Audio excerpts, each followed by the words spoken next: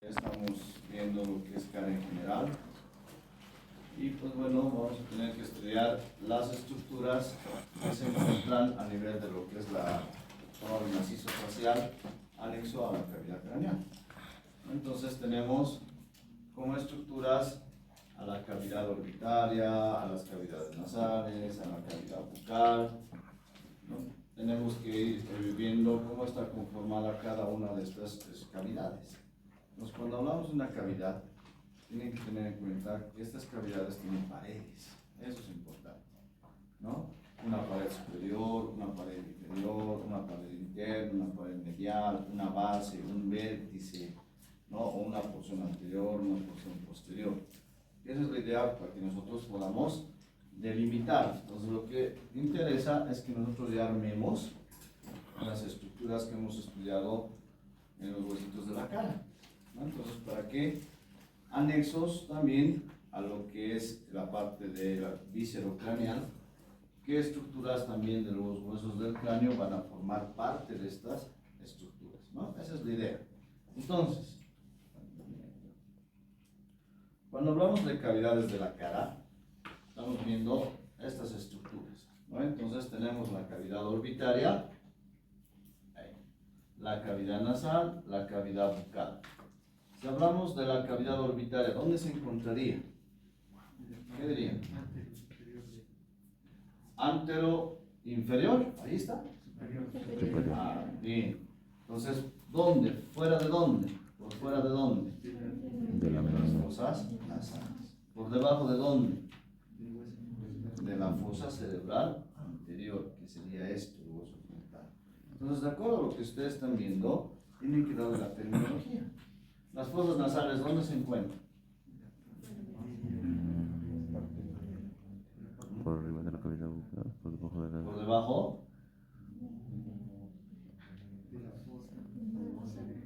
Por encima de la cavidad bucal. Y por dentro de las cavidades orbitales. Así tenemos que ir nosotros viendo dónde se encuentran. ¿No ve? Esa es su situación anatómica. La cavidad bucal. Por debajo de las fosas nasales. ¿No ve? Entonces la cavidad bucal, como están viendo en este caso, está representado por tres estructuras óseas, ¿no? Los maxilares y la mandíbula. Y obviamente en cada uno de estos se van a articular las raíces de las piezas dentarias, ¿no? Con la gónfosis que decíamos. Entonces tenemos las arcadas dentarias como un límite superior o un límite inferior, pero además anterior, porque si nosotros hacemos la apertura, por adentro vamos a tener que ver que está formado por el paladar óseo. En cambio, inferiormente no tiene límite, porque la mandíbula es como una herradura, no tiene límite, ¿verdad? Aquí hay musculatura, entonces aquí vamos a ver músculos todo por la parte interna. Entonces va a tener un límite superior que vamos a referir como el paladar óseo. El límite inferior no lo tiene, hacia atrás tampoco. Entonces hacia atrás o límite posterior, ¿qué tendría que ser? Está relacionado con diferentes regiones, o con regiones que ya vamos a estudiar en tejidos blandos. Entonces, ¿cómo está limitado la cavidad bucal? Entonces, anteriormente, ¿qué es esto? Maxilar superior. ¿No? Esta es la apófisis ascendente. ¿Ve? Esta es la apófisis piramidal. Entonces, esto es lo que se denomina el cuerpo. ¿Ve? Que cuando se articulan, forman la sutura intermaxilar. Y ahí adelante forman lo que es la espina nasal anterior. ¿Ve? En cambio, en la parte inferior está determinado por el cuerpo, la mandíbula, y ambos lados, ¿no?, se prolongan con sus ramas ascendentes. Entonces, acá que pueden ver el agujero, ¿ve? Por ahí sale el nervio mentoniano, que ya en trigémino vamos a ver para dar sensibilidad a toda esta parte. Y continúa el nervio incisivo para los o las piezas anteriores. Entonces, así tenemos que ir describiendo. Entonces, como verán, en cada una de las cavidades que vamos a estudiar tienen que tener paredes formadas por estructuras óseas. ¿Listo? Entonces, vamos a ver, como les decía, la cavidad bucal, ¿no? La cavidad bucal anteriormente es esto. Si nosotros hacemos la apertura, vamos a ver que tiene un techo, ¿no? Y obviamente el piso no es óseo. El piso está determinado por la lengua y por debajo por la musculatura, ¿no? ¿Se acuerdan de las apófisis geni, no ve, de la mandíbula? ¿Qué se inserta ahí? Gloso y Hacia arriba el genio y hacia abajo el genioideo. Entonces, eso podemos observar ahí. ¿Cuál es el músculo del piso de la boca? El miloioideo. ¿No ve? En la línea oblicuo-interna, el miloioideo va a estar ahí. Entonces, el límite inferior es muscular, mucoso. En cambio, el límite superior sí hay el paladar. Que obviamente, si ahorita llevan la lengua hacia arriba, está revestido de, exactamente, el paladar mucoso, ¿no? Pero miren, hacia atrás, la parte posterior, ¿hay huesos? Entonces, el límite posterior está determinado de la cavidad bucal por un espacio. Ese espacio que nosotros podemos determinar, inclusive cuando nos resfriamos. Cuando van al médico nos duele la garganta, ¿no ve? Aquí se inflama y atrás arriba nos duele. Cuando vamos al médico, nos dice ya, abra la boca grande y saque la lengua. Al sacar la lengua, ¿cuántos músculos tiene la lengua? ¿Quién sabe?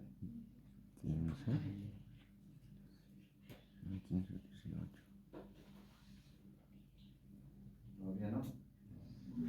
17 músculos, de los cuales uno es impar. Pero cuando sacamos la lengua, la musculatura hace que la lengua suba.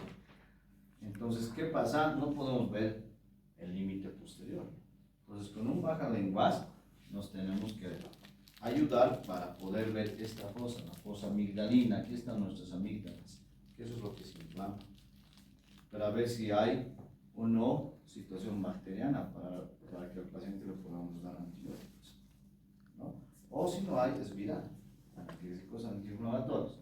Lo que es muy interesante, el límite posterior, este se llama el istmo de las fauces, ¿no? La comunicación de la cavidad bucal con la faringe, con la bucofaringe.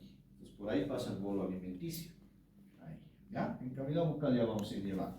Solamente para mostrarles que la parte posterior es un límite, ¿no? Un espacio por donde pasa el bolo alimenticio. Entonces, ¿qué es lo que nos interesa de la parte superior? ¿No? Esta parte, esta porción. El límite superior entonces, o techo también se llama, pared superior, está formado por dos piezas óseas, que son el maxilar y el palatino, ¿no? La apófisis palatina del maxilar y la lámina horizontal del palatino, que entre sí se van a articular a través de sus bordes mediales o bordes internos, formando suturas armónicas, ¿lo ven? Entonces, sinartrósicas. Entonces, ¿qué es una sutura armónica?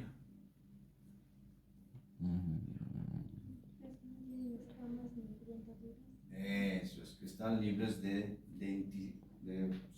suturas dentadas o escamas. Entonces, esa es la idea. Lo mismo pasa con los nasales, el nasal con el humus con el etmoides, etc. Son suturas armónicas, ¿sí? Entonces, cuando se unen las cuatro piezas, forma una sutura crucial. Sutura crucial. Ahora, a nivel posterior, esta es la lámina horizontal del palatino, ¿verdad? A nivel posterior, ¿sí? Su borde posterior no se articula, es libre y forma un salir. ¿Qué se llama eso? Espina nasal posterior. Ahora, ese borde posterior, ¿para qué sirve? Sirve de inserción para la poneurosis del velo del paladar. Ya, ¿qué es el velo del paladar? La musculatura, ¿no ve? La musculatura de los músculos del paladar.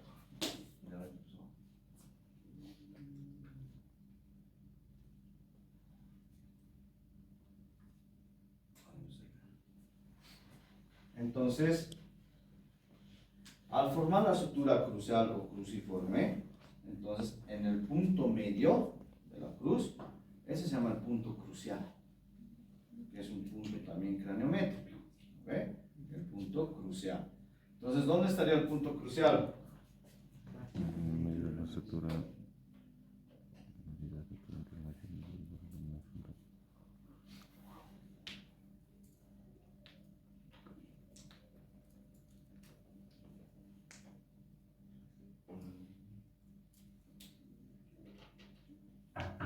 estaría en la unión de ¿quién? De las cuatro piezas óseas. ¿Se dan cuenta?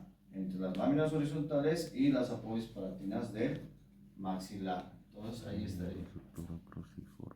¿Cómo es esto? ¿Alguien sabe manejar?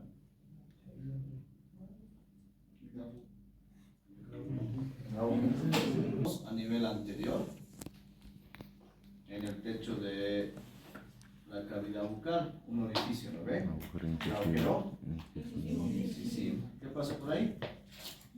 El nervio nasopalatino. El nervio incisivo, también llamado nasopalatino. ¿Ve?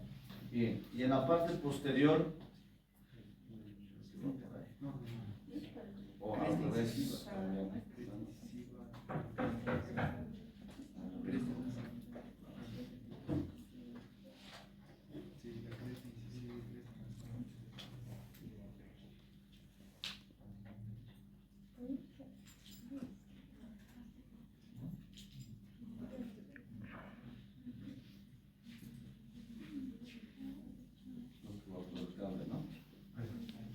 ¿no?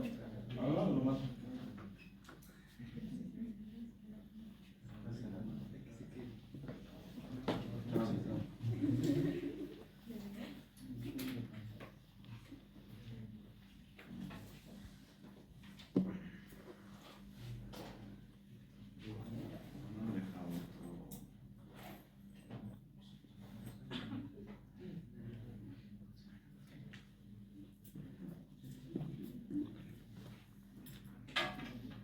Cavidad bucal. Entonces, de acuerdo a la estructura que tiene la parte del techo, eso estábamos hablando, ¿no ve? Entonces, ¿qué es el agujero incisivo? Cuando está desarticulado, y vemos, es el canal, ¿cierto? Cuando está articulado, este es el orificio y lo que ingresa es el conducto, que esa es la diferencia en las estructuras.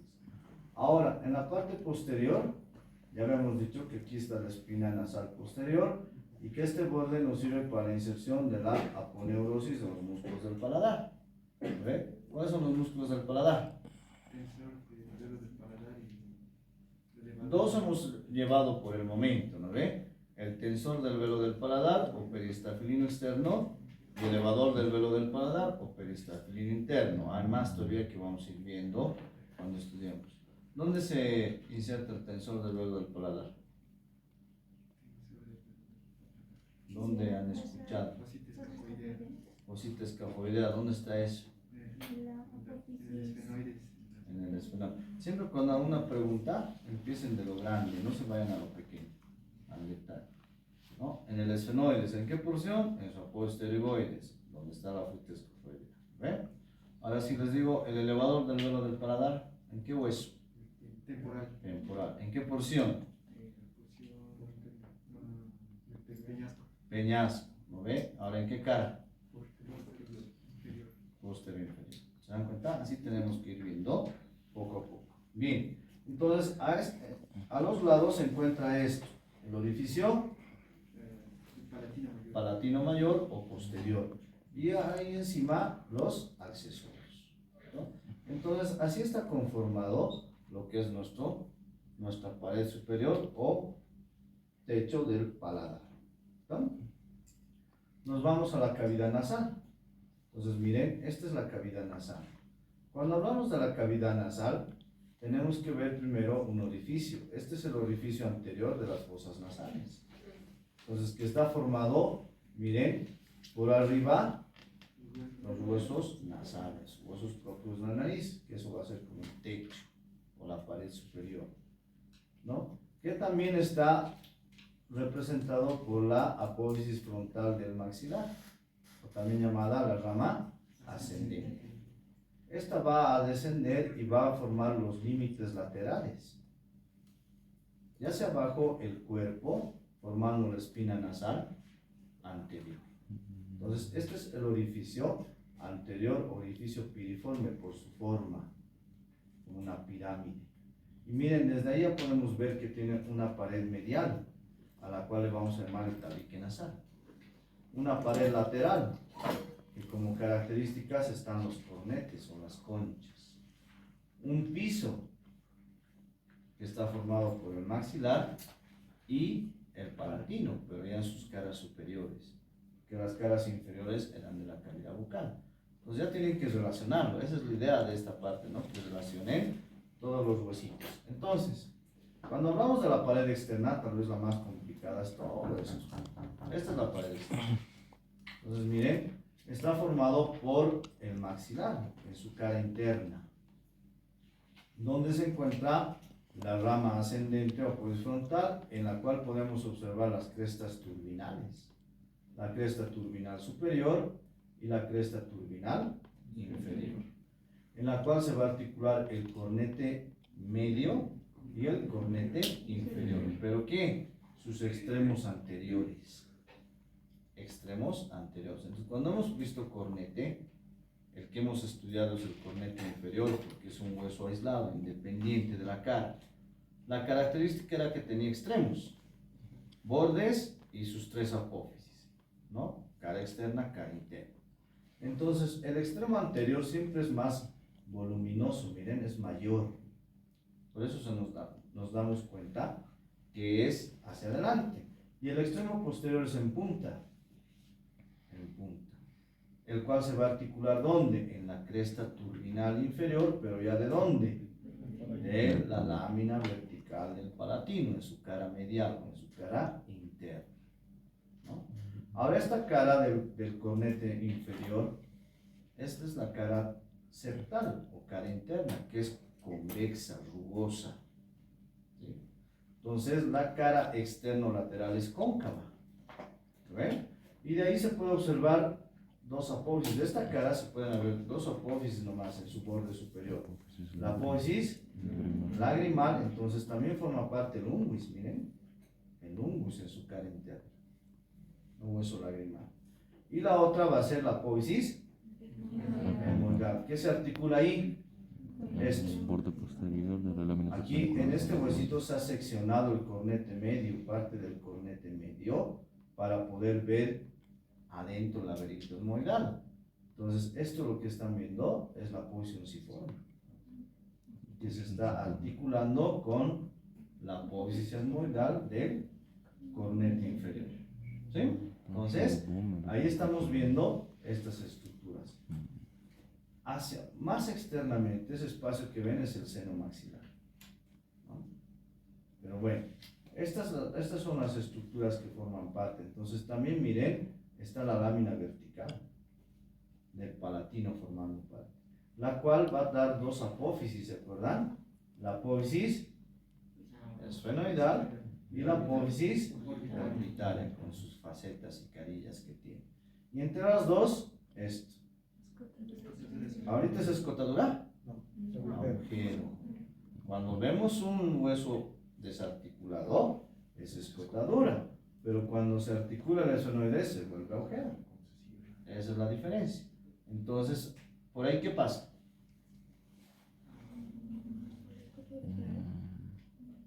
Por el agujero. Ahorita es agujero. ¿Qué se llama ese agujero o escotadura si está desarticulado? Esfenopalatina. Esfenopalatina. Entonces, ¿qué pasa? La arteria esfenopalatina. ¿Listo? Que es la rama terminal de la maxilar interna, que es muy importante. Esto está a nivel del trasfondo de la fosa, que enseguida vamos a ver. Entonces aquí se ve excelente porque está desarticulado, obviamente, ¿no? Falta la otra mitad, la mitad izquierda. Entonces, pero esto es para ver toda la parte de la pared externa. Esas son las estructuras que forman parte de la pared externa de las fosas nasales.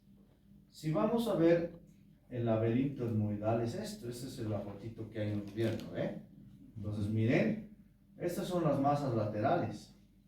Miren el cornete inferior para entender los esquemas. El cornete inferior tenía dos apófisis que se ven por esta cara septal. La apófisis Lagrimal. entonces este es el unguis, su borde inferior del unguis. Esta es la apófisis. Entonces, ¿esto qué es? La apófisis unciforme. ¿Sí? El extremo anterior, la cresta turbinal, ¿no?, inferior de la rama ascendente y la cresta turbinal inferior del palatino. ¿no? Aquí está la polis orbitaria, la polis esfenoidal, y aquí está el agujero esfenopalatino. Entonces, cuando vemos el etmoides, desde su cara medial, podemos observar estos los cornetes. El cornete superior es pequeño, el cornete medio es más grande, y el cornete inferior es más grande, pero ya es un hueso de la cara. Entonces, ¿de dónde se originan los cornetes? ¿Dónde se originan el cornete superior y el cornete medio? Si les preguntamos. Eso, de las masas laterales, pero de su cara interna. Y que puede existir el cuarto y el quinto cornete. Aquí hay un cuarto cornete, por ejemplo. ¿Lo ven? Este cuarto se llama de Santorini. Y si hay uno más pequeñito, el de Zuckerkamp, que es más chiquitito, donde estaría la flecha ahorita ahí. ¿Se dan cuenta? Pero esos son accesorios, no siempre están. Ahora, ¿qué se llama ese espacio entre cornete y cornete? Meatos. Meato superior, meato medio y meato inferior. El meato inferior está en el piso de las fosas nasales. ¿Y ahí qué van a desembocar? Los senos paranasales. El seno frontal, los senos etmoidales, el seno maxilar y el seno esfenoidal. Y aquí abajo, el conducto lacrimonasal. ¿No? Desemboca ahí. Por ahí caen pues las lágrimas. Y va a llegar a la mucosa, se va a estimular. Por eso es que cuando lloramos hay producción de moco. ¿Lo ven? Entonces, por ese lugar. Ahí. ¿Sí? Entonces, son esas características. Ahora miren, las masas laterales tienen caras. La cara superior, donde está lleno de celdillas. Y están los conductos etmoidales, anterior y posterior. ¿Esto con quién se va a articular? ¿Qué otro hueso tiene celdillas? El frontal, ¿eh? Entonces aquí están hemiceldillas etmoidales. Cuando se articula con el frontal, se vuelven celdillas frontoetmoidales o etmoidofrontales, como quieran. Entonces ya se cierran. Miren la parte anterior de las masas laterales, con el unguis y la rama ascendente. La parte posterior, que estamos viendo ahí, con el esfenoides. Y la polis orbitaria del palatino. Ahí está. No se olviden que tienen la polis orbitaria en la carilla que va a la órbita. ¿Lo ven? Entonces la parte inferior, acá estamos viendo con el laberinto etmoidal. La cara interna, los cornetes, y hacia afuera estaría la lámina orbitaria, o la cavidad orbitaria. ¿Está? Entonces estos esquemas que son muy confusos, tenemos que aprenderlos a designar de acuerdo a las estructuras que tiene cada huesito. Entonces de acá Nether se ha ideado, es bien complejo esto, entender qué ha hecho. Haremos pintar, ya sacaba ese libro para pintar, ¿no? Entonces donde pueden pintar todas las estructuras, y es otro método para el estudio de la anatomía, el pintar, el dibujar. Entonces es interesante esto, ¿ya? Bien, esta es la pared superior, también llamado techo. Entonces está formado por esto, los huesos propios de la nariz, o los huesos nasales, la espina nasal del frontal, la lámina horizontal del etmoides o la lámina cribosa, y hacia atrás está el esfenoides con su cara anterior, en la cual se encuentra el orificio del seno esfenoidal. Entonces esas características vienen a ser del techo o la pared superior. Bien, la pared inferior es esto. ¿Lo ven?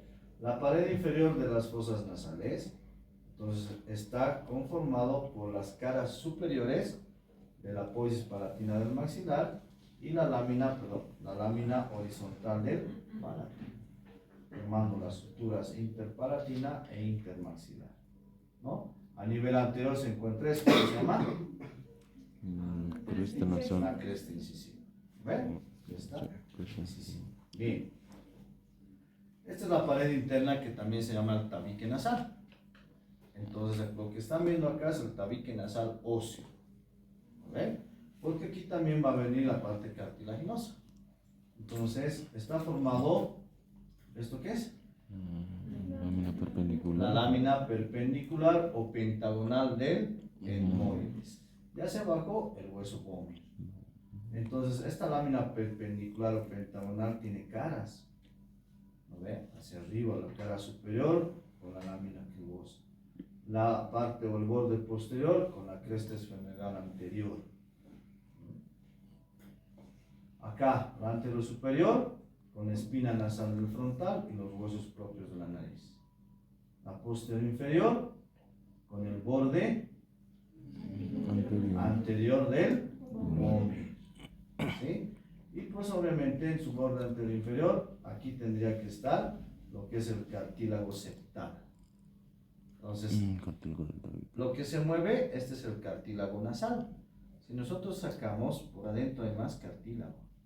Sería el cartílago septal o cartílago interno. Eso hay que ver cuando hay un accidente que se está desviando. Normalmente los huesitos, ¿no? Y ahí se necesita pues anestesia para rectar. Si es cartílago se puede mover nomás, pero eso hay que ver.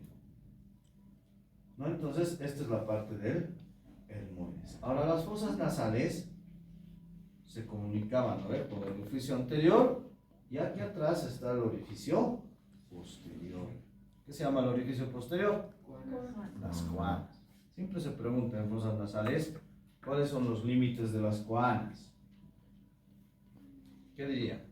Cuando digo límites, siempre piensen superior, inferior, interno, externo.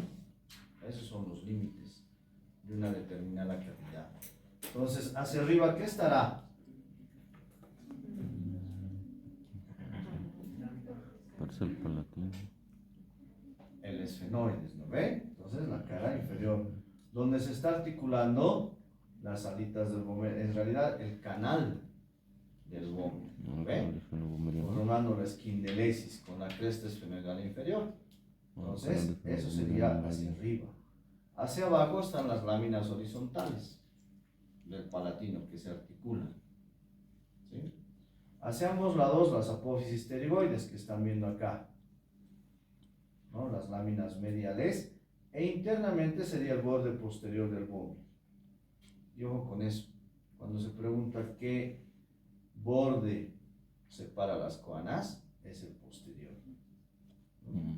¿Ya? Bien. La cavidad orbitaria. Entonces hemos visto la cavidad bucal y la cavidad nasal.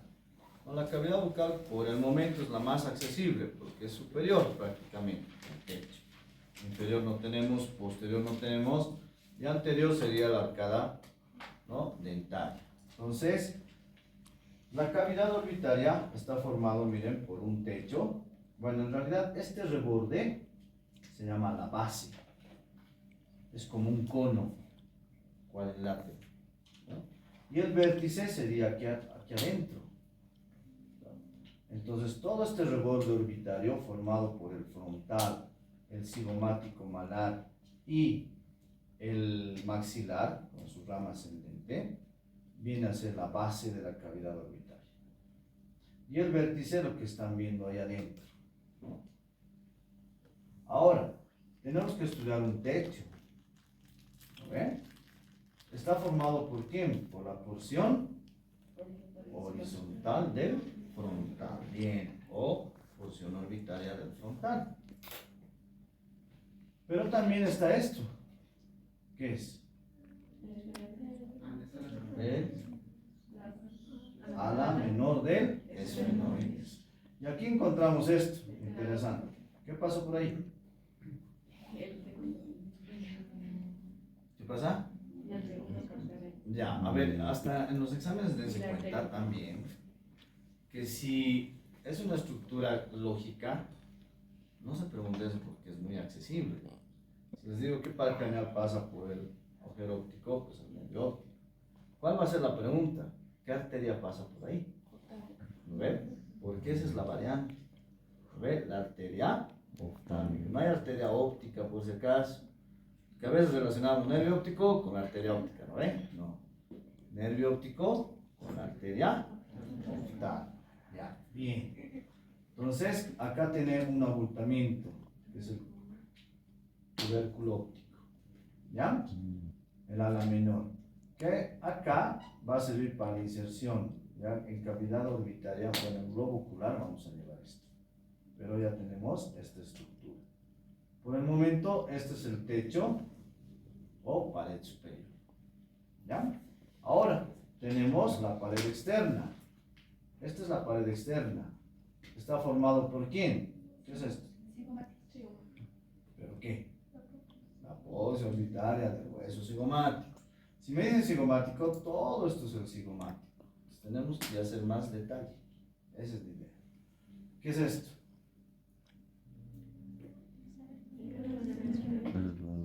Esfenoides. ¿Qué? La carilla orbitaria del esfenoides. ¿Lo ve? Ahí. Está. Ahora, la pared medial o interna. ¿Qué hueso es ese? Unguis. El unguis. ¿Qué tiene? La cresta lagrimal posterior. No se olviden que es posterior, porque esta es la anterior. La anterior, en todo caso, sería el límite de la base orbital. ¿Está? Y entre estos dos se forma un canal. También forma parte de la pared interna. El canal lacrimonasal o lacrimomuco-nasal. ¿Lo ven? Más posterior está este de amarillo. Ese es la lámina papirácea del etmoides o lámina orbitaria o hueso plano también. Y fíjense, se están articulando con las suturas armónicas que tiene. Entonces, pared medial o interna, pared lateral o externa, pared superior o techo. Pared inferior o piso.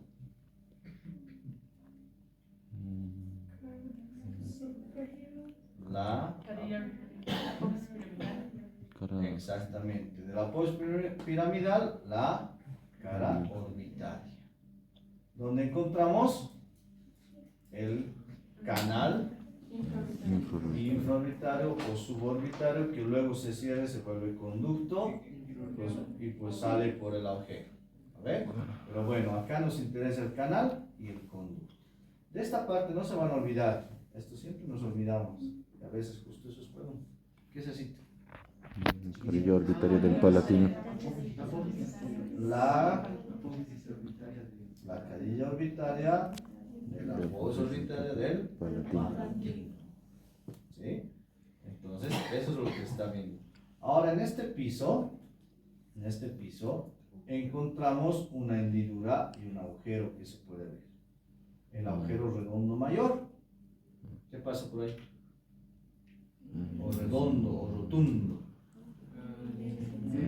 El nervio maxilar del trigémino. Y ahí ya se entra y hace una estructura como bayoneta para cambiar de nombre a nervio infraorbitario. Ahí cambia, no es una rama, sino cambia de nombre. Entonces, por esta hendidura que está por dos huesos, el maxilar y el esfenoides, se va a llamar hendidura esfenomaxilar. Por ahí pasa el nervio maxilar, cambiando a nombre infraorbitario o suborbitario. ¿Ya? Ahora, en el vértice, este es el vértice. La hendidura esfenoidal o fisura orbitaria superior. Fisura o cisura es lo mismo. Entonces, esta va a ser la fisura o cisura orbitaria inferior, esfenomaxilar, y esta va a ser la superior, solamente esfenoidal, a la menor y a la mayor. ¿Qué pasa por acá?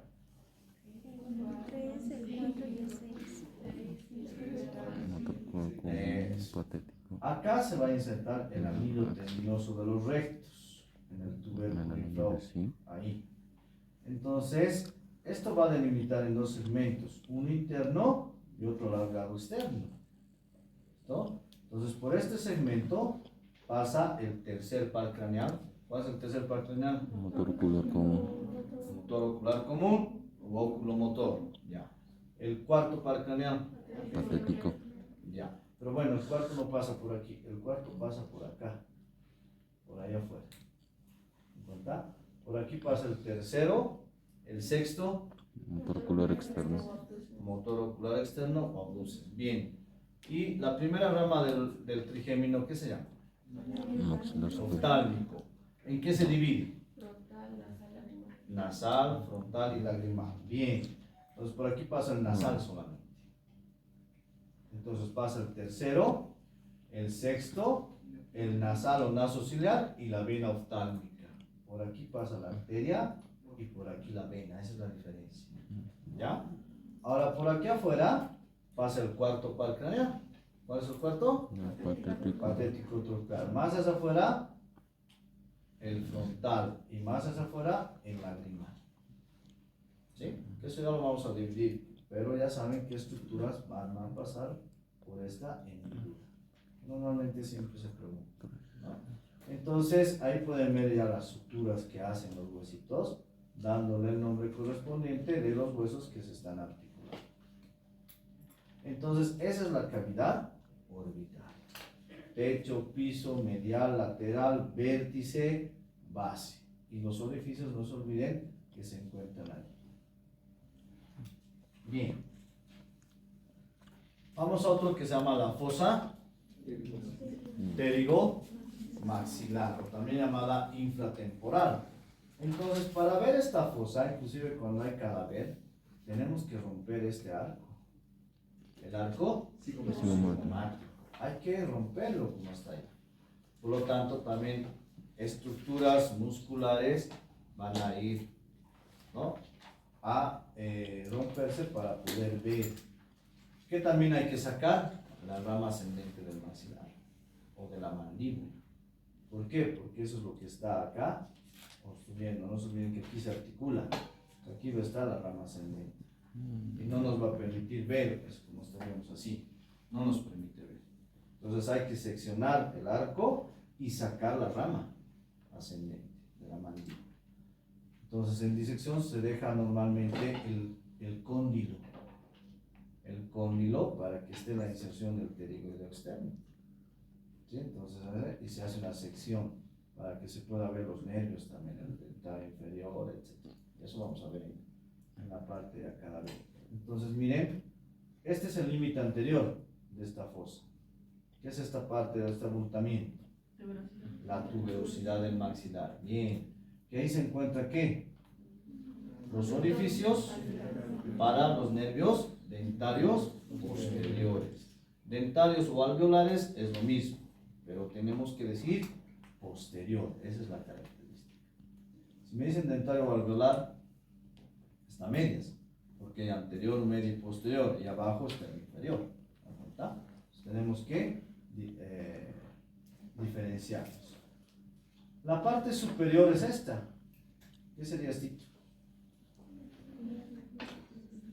La carilla temporal de la mayor de las nalgas.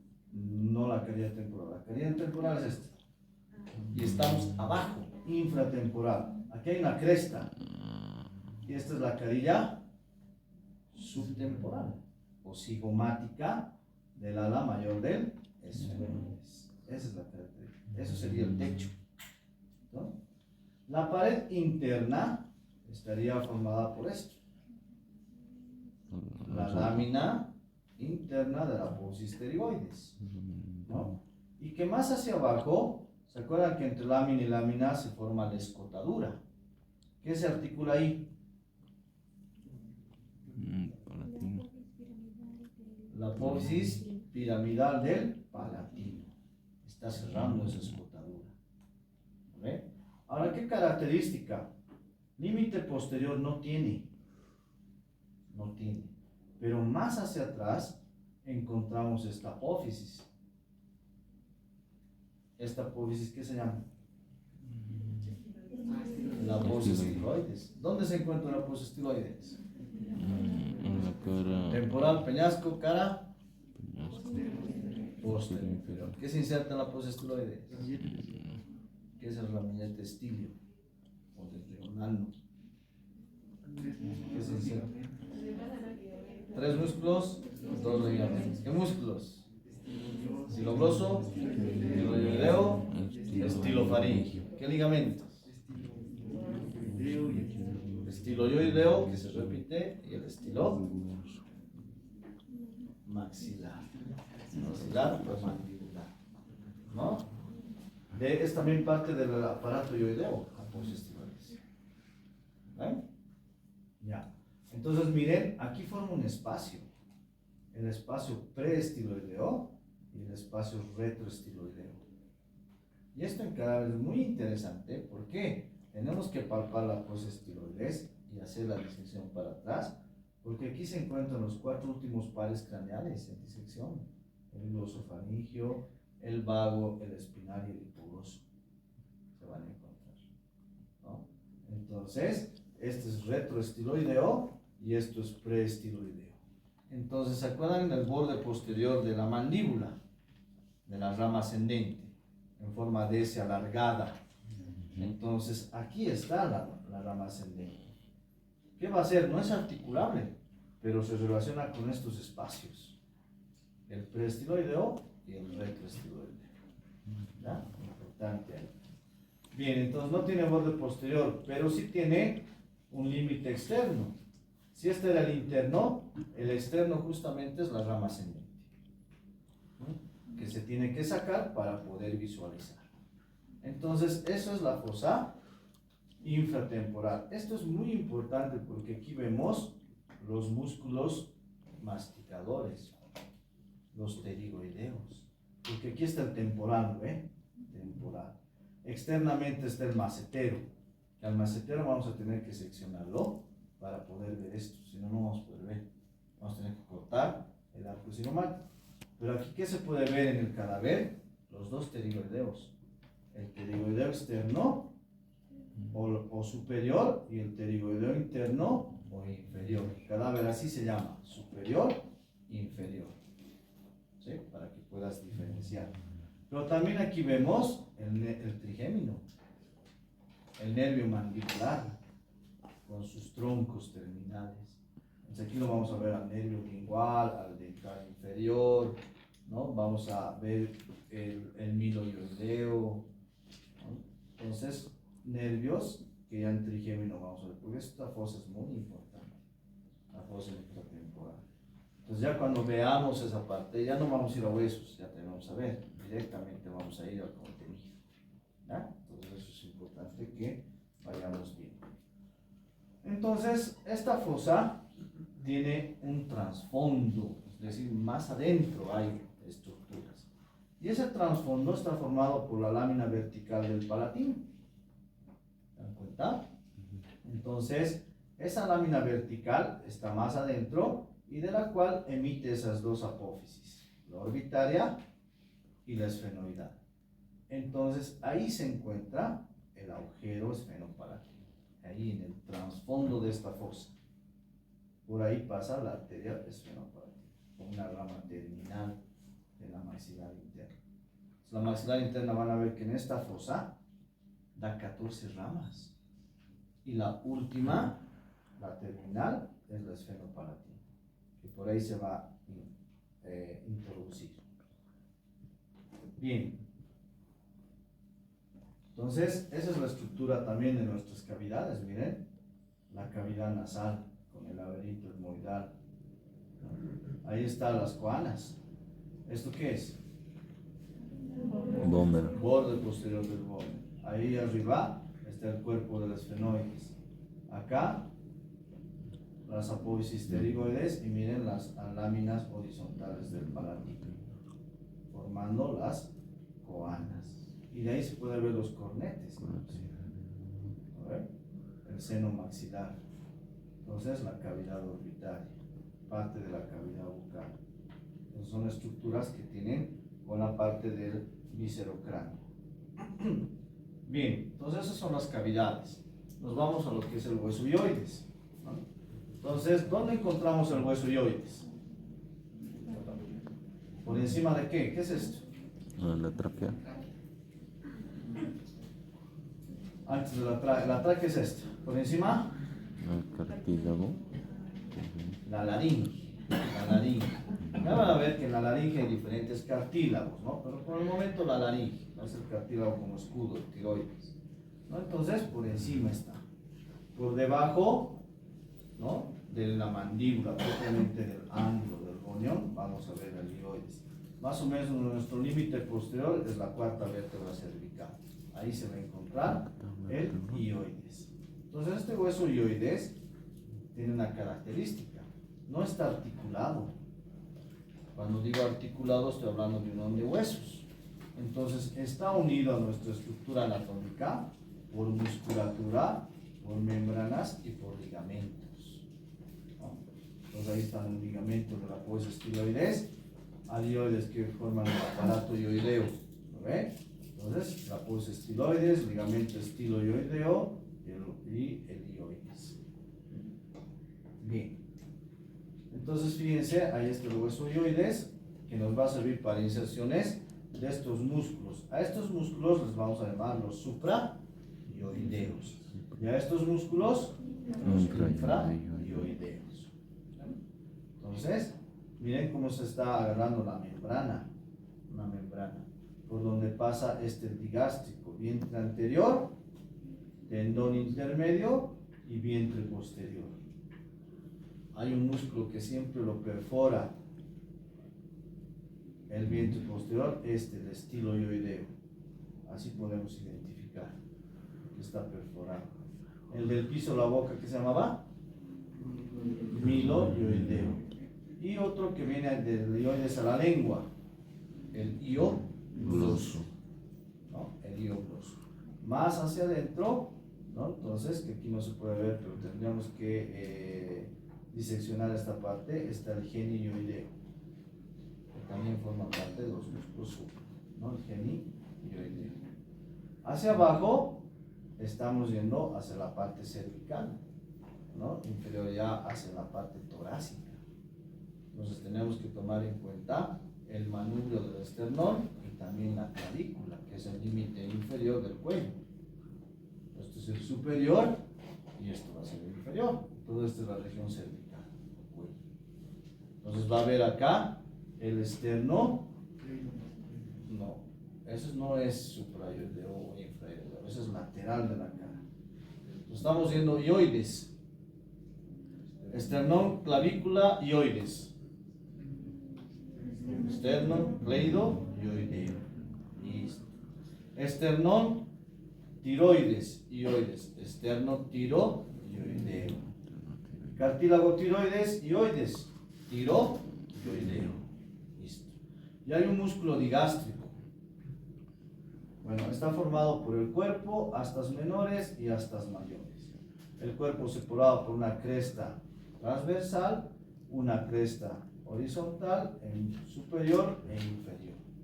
Asta menor y asta mayor. Es como una mandíbula edéntula. Edéntula quiere decir sin dientes, ¿no? Parecía que tuviera algunos caninos y nada más, ¿no ven? Entonces son astas menores y astas mayores. Entonces les decía que este ioides interviene para la inserción de músculos supra e infraioideos. Interviene en la apertura bucal y en la deglución. Por eso es que algunos de estos músculos supraioideos se los ha denominado como masticadores.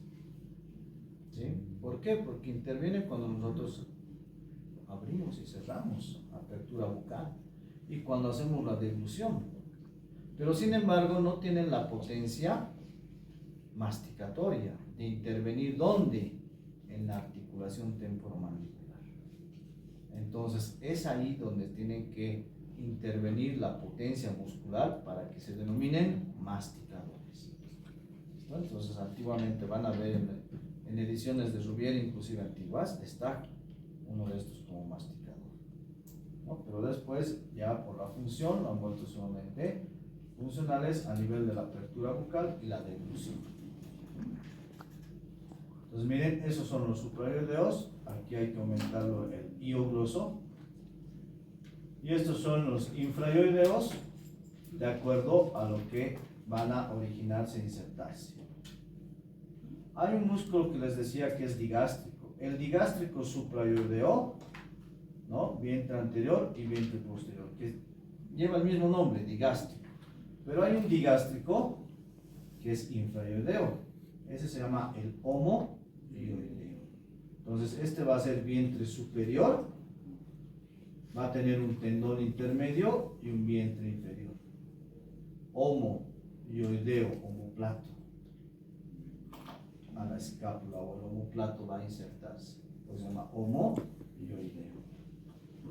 Bueno, eso ya en la parte muscular vamos a ir. ¿Para qué sirve la parte del hueso ioides? Justamente para insertar eso, a los supraiodeos, a los infraiodeos, a ligamentos y obviamente a la membrana tiroidea.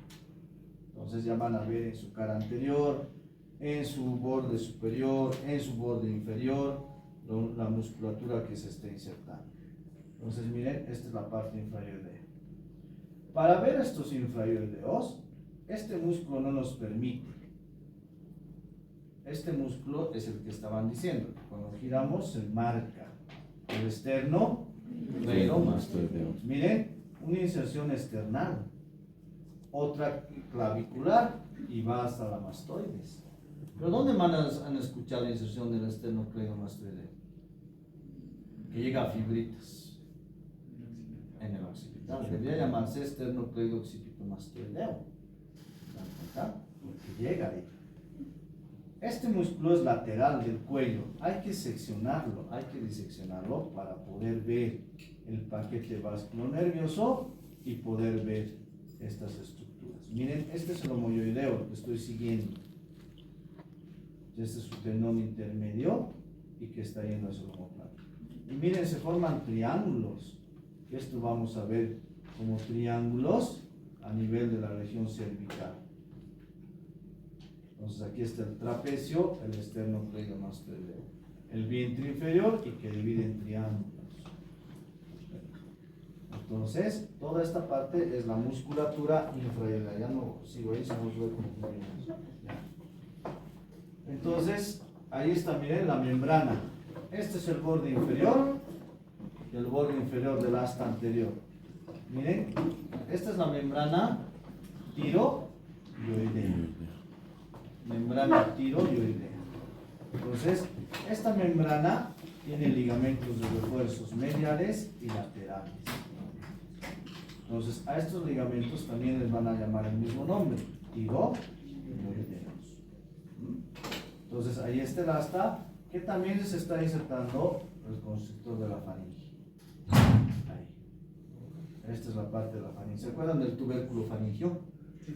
¿Qué se inserta? El rafe faringio. Estos músculos, que son varios, izquierdo y derecho, hacen esto, se entrecruzan en la línea media. Y esa línea media tendinosa se llama el rafe. Y la parte superior en el tubérculo faríngeo del occipital. Ahí se está insertando. Ahí detrás. La puedes vacilar. Bien. Entonces, hasta ahí en realidad es la parte de toda la situación de la cara.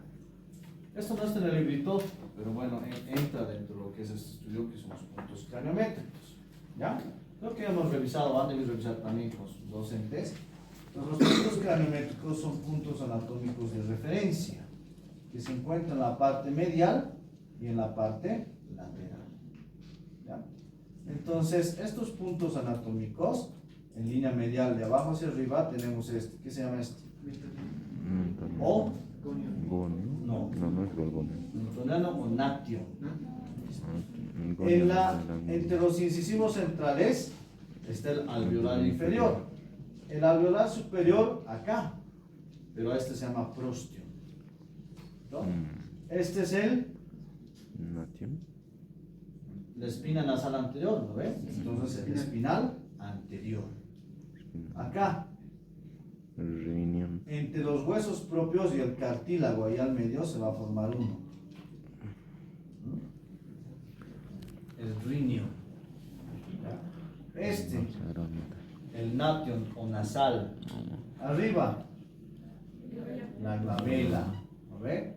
En las eminencias frontales ahí al medio, el ófeo. La parte de articulación entre el frontal y los parietales, bregno. Ahora la parte más superior, ¿qué se llama? El vértex. La parte más superior. ¿Qué es esa parte superior? De acuerdo a la característica del cráneo, puede ser más anterior como puede ser más posterior. Entonces es un punto móvil. ¿Cómo hacemos? Ponemos un plano y ponemos una regla ahí. Donde se para, eso es el vértex. ¿No? Entonces la parte más superior, que es también el eje corporal del cuerpo. Ahora, esto. No, protuberancia occipital externa. Opistión. El inion. Este es el agujero foramen occipital, ¿no ven? Tiene dos, este es el opistión, opistión, y este es el vasio. Vasio, se van a acordar de apoyo basilar, vasio. Y el lado opuesto, opistio. ¿Listo?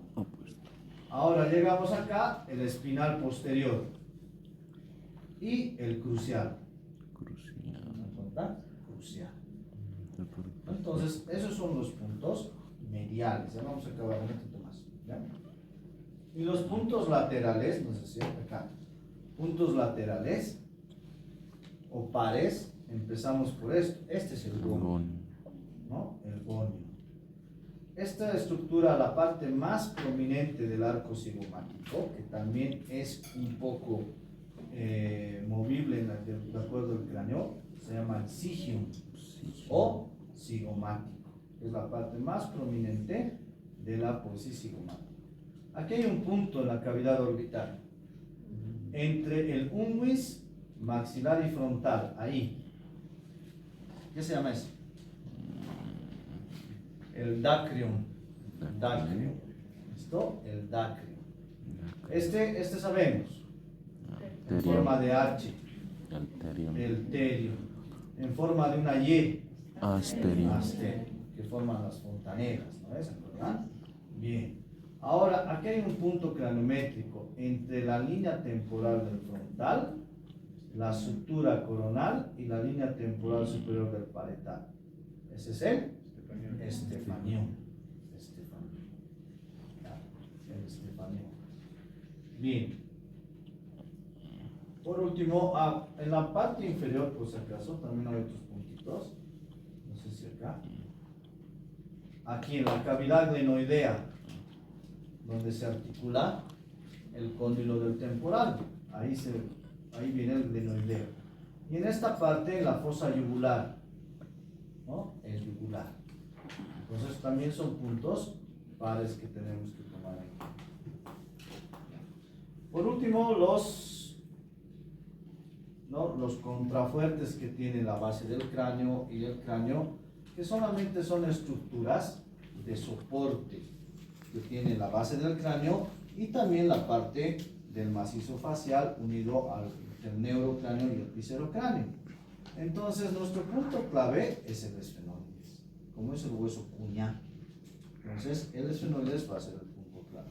Entonces, existe uno anterior, que es el esfenofrontal, inclusive aquí adentro está el frontal, el esfenofrontal, el petroso y el occipital, contrafuertes. Entonces, de retención articulable para la protección que tiene la base. Existen también los externos o faciales, ¿no? El sagital, el frontonasal, el cigomático, ¿no? Las masticadores occipitales que tenemos, que también van a ser puntos de refuerzo a nivel facial. Entonces, cuando existe un traumatismo, ustedes van a ver en cirugía maxilofacial las fracturas del Lefort, ¿no? El Lefort 1, el Lefort 2 y el Lefort 3. Obviamente, en gravedad, el menor es el 1 y el mayor es el 3. Este es bien complicado. Aquí la persona corre riesgo de vida, inclusive, en estas fracturas, ¿no? Y obviamente hay que hacer la reconstrucción con un maxilofacial, ¿no? Entonces el maxilofacial tiene que dominar anatomía. Es una de las especialidades que también en algún momento ustedes clínicamente van a llevar. ¿Listo? Ya, van a disculpar mucho, me la veo. Así sería.